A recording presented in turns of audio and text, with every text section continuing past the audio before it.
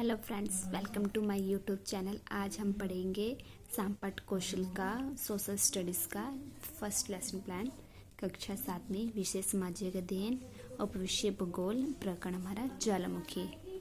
दिनांक, वादन, समय। सांपट कौशल के उद्देश्य। पहला है सांपट के समुचित प्रयोग में छात्र शिक्षक को दक्ष बनाना। दूसरा है सांपट प्रबंधन के कौशल का विकास करना। तीसरा है छात्रों को सांपट पर ध्यान केंद्रित करने के कौशल का विकास करना। चौथा है शिक्षण कार्यों में सांपट की उपयोगिता को बढ़ाना। पांचवा है छात्र शिक्षक द्वारा शब्दों और वाक्यांशों को स्पष्ट करने के लिए सांपट का प्रयोग करना। छठवां है सांपट व सुस्पष्ट सांपट लेखन, सुंदर व सुस्पष्ट सांपट लेखन का विकास करना। उसके बाद आ जाता है सांपट कौशल के घटक। पहला घटक है कार्य प्रारंभ करने से पूर्व और अंत में ऊपर से नीचे की ओर साफ करना और साफ करते समय धूल नहीं उड़ाना। दूसरा अक्षरों का आकार निश्चित व स्पष्ट होने के साथ लेख सुंदर हो। तीसरा है कार्य संक्षिप्त, स्पष्ट, क्रमबद्ध, वर्तनी शुद्ध व अंतिम छोटे स्पष्ट दिखाई दे। चौथा है लिखते समय सांपट के समांतर लिखें और चौक की आवाज ना करें। पांचवा लिखते समय 45 अंश के कोण पर खड़े हों एवं छात्रों पर भी ध्यान रखें।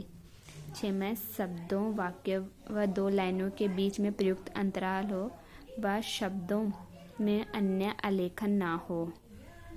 सातवां रंगीन चौक का प्रयोग, मुख्य शब्दों, बिंदुओं के रेखांकन व चित्र आदि। आठवां संकेतक का प्रयोग करेंगे। फिर क्लास में प्लान आ जाता है हमारे प्रश्न संख्या, छात्र अध्यापक इकाई क्रियाएं, छात्र क्रियाएं, सहायक सामग्री, घटक। यहाँ पर हमने सांपट किया है क्योंकि यहाँ पर सांपट ही मेन है। उसके बाद हम छात्रों से क्वेश्चन पूछेंगे। पृथ्वी के अचानक फटने से आग निकलती है, उसे क्या कहते हैं?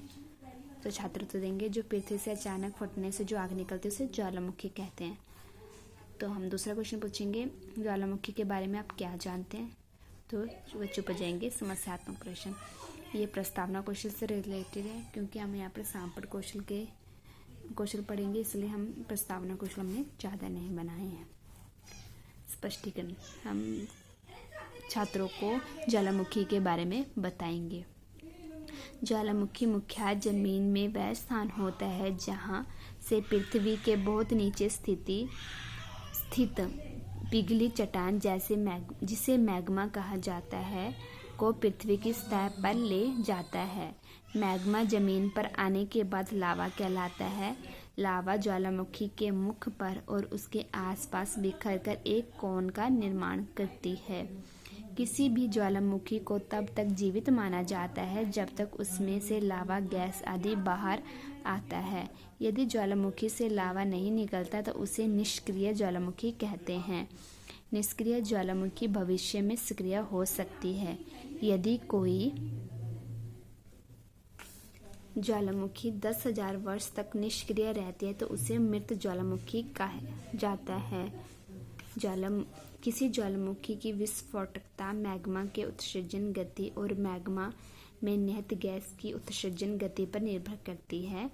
मैग्मा में बहुत अधिक मात्रा में जल और कार्बन डाइऑक्साइड मौजूद होता है। एक सक्रिय ज्वालामुखी में मैग्मा निकलते हुए देखने पर पता चलता है कि उसकी गैस उत्सर्जन की क्रिया किसी कार्बोनेट पेय से गैस निष्कर्षण की क्रिया से मिलती जुलती है।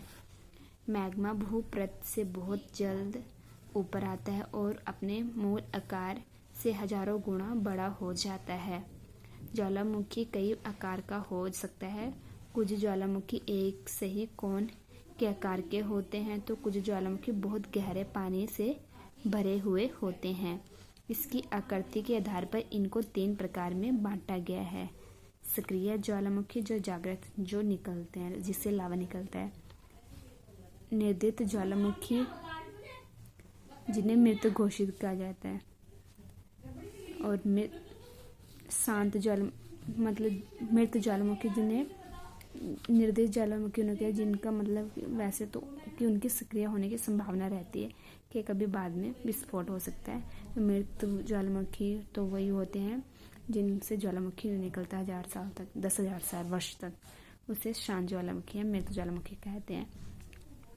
इसकी छात्र इस पे ध्यानपूर्वक सुन रहे हैं और उत्तर पुस्तिका पर नोट कर रहे हैं और हमने ये ज्वालामुखी का चित्र बनाया है। अगर इस चित्र देखना है तो इसकी प्लेलिस्ट अलग से दी गई है, आप वहाँ जाकर भी देख सकते हैं। इसके बाद आ जाती है हमारी अवलोकन सारणी।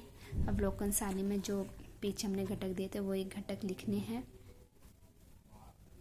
जैसे लिखे हैं, और ये टीचर फिल करेगी।